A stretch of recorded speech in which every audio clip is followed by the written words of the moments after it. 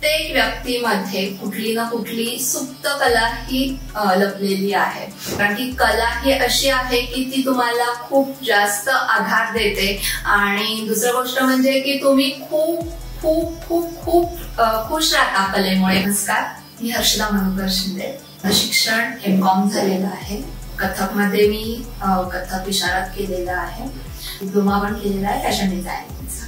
आणि या क्षेत्रामध्ये पदार्पण म्हणायचं तर मी लहानपणापासूनच नृत्याची आवड आहे मला. त्यामुळं म्हणजे असं म्हणतात ना, बाळाचे पाय पाळण्यातच दिसतात, त्याप्रमाणे आईला ते जाणवलं की मला नृत्यामध्ये खूप आवड आहे. ती प्रेरणास्थान मी माझ्या आईलाच मानते, कारण की तीच खूप जास्त मोटिवेटेड आहे की या फील्डमध्ये मला आणण्यासाठी. आणि दुसरी गोष्ट म्हणजे तिनेच मला पुश केलं की नाही, तू इतकं छान नृत्य करतेस तर तू ह्याच्यामध्ये करिअर करू शकतेस वगैरे. नाही तर माझं खूप वेगळे वेगळे स्वप्न होते. इंडियन क्लासिकल फॉर्म हा असा आहे की तुम्हाला परिपक्व बनवतो. बाकीचे फॉर्म मी त्यांना नावं ठेवत नाही, पण इंडियन क्लासिकल फॉर्म मधून तुम्ही इनर आणि आउटर दोन्हीही तुम्ही खुलता. एकदा तुम्ही क्लासिकल फॉर्म शिकायला लागलात की तुम्हाला तुमच्यातल्या कलागुणांना पण वाव देता येतो. एक माणूस म्हणून कसं जगायचं, एक पीस ऑफ माइंड, तुमचं हॅपीनेस, या सगळ्या गोष्टी ज्या आहेत त्या क्लासिकल फॉर्म मध्ये आहेत. ते आपलं आहे तर मग आपलं आहे तर मग आपण का नाही करायचं. दुसरे जेव्हा करतात तेव्हा आपण त्याच्याकडे जास्त प्रकर्षाने बघितलं जातो,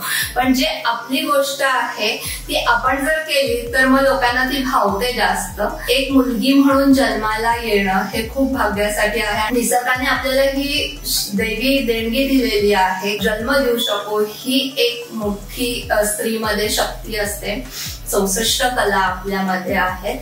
म्हणजे तर त्या कलांमध्ये प्रत्येक व्यक्तीमध्ये कुठली ना कुठली सुप्त कला ही लपलेली आहे. कुठलीही कला असू दे, ती पाककला असू दे, नृत्य कला असू दे, संगीत कला असू दे, ती तुम्ही जोपासा. त्यातून मिळणारा तुम्हाला जो आनंद आहे तो खूपच वेगळा आहे.